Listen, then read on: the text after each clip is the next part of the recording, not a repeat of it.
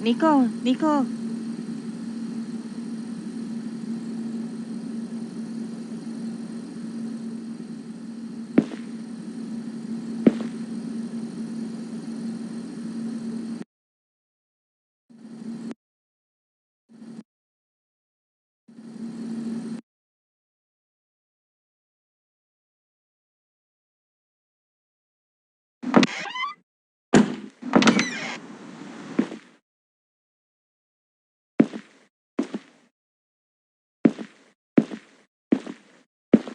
kanina pa kita tinatawag eh. Bakit ang tagal mo pumunta rito?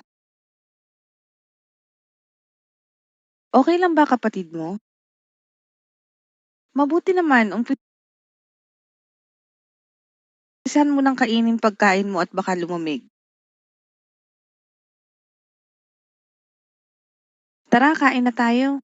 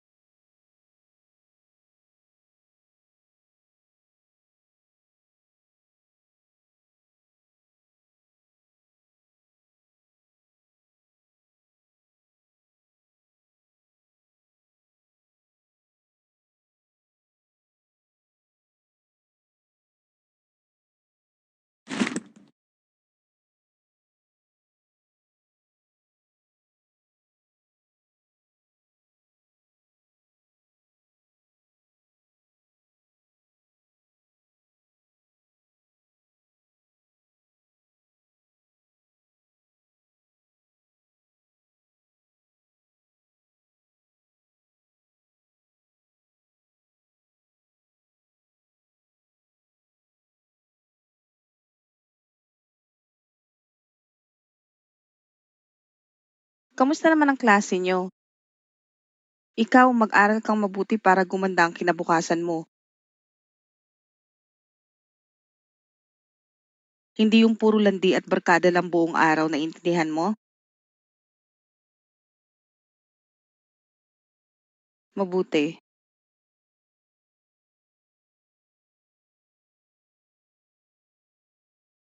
Magandang gabi mga kababayan at nagbabalik na naman ang Radyo 819 DZAR.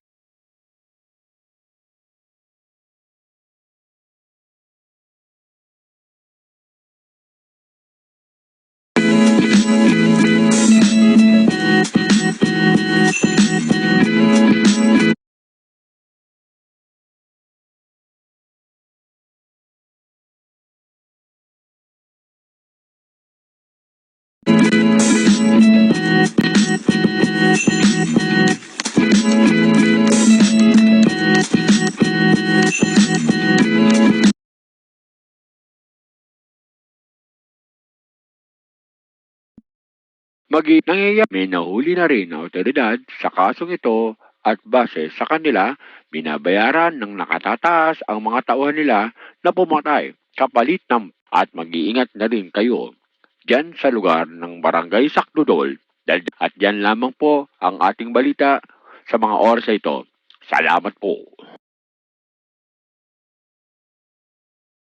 Mag-iingat tayo, huwag na munang lumabas ng bahay.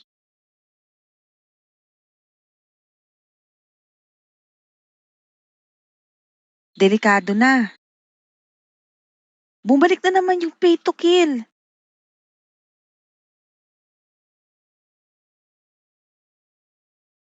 Dati kasi nung mga bata pa kami, marami ang namatay dito sa Barangay Sakdudol dahil sa kaso na yan. Ang dami kasing tao ang naghihirap ngayon kaya wala na silang magawa kundi gawin ang hindi tama para lang kumita ng pera.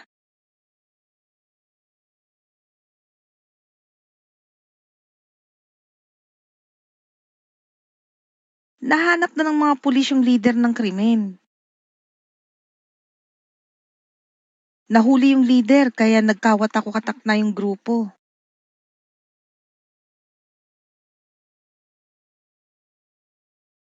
Nahuli na din sila.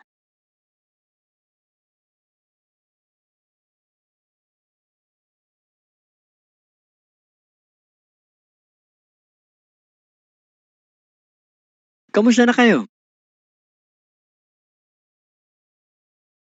May dala akong manok dito para makakain naman tayo ng masarap.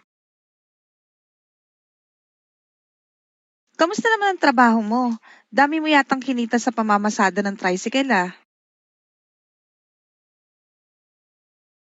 Oo kailangan ko talaga magbanat ng buto para sa pamilya natin. Uy, narinig na ba yung balita? Umabot na daw dito yung pay to kill na kaso ah. Mag-ingat kayo, lalo ka na Nico. Sige na, tutulog na ako.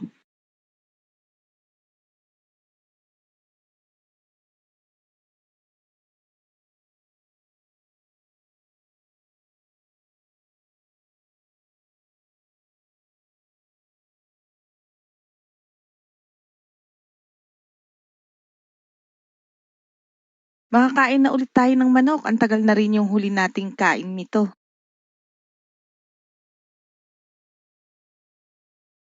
Huwag muna nating kainin to bukas na para almusal natin.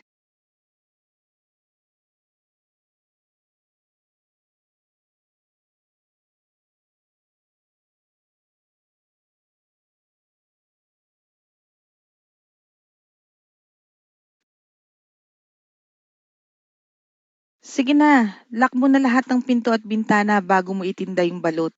Huwag kang magpaka-late sa labas ha, delikado na. Sige na, kumilos na para maaga kang makauwi.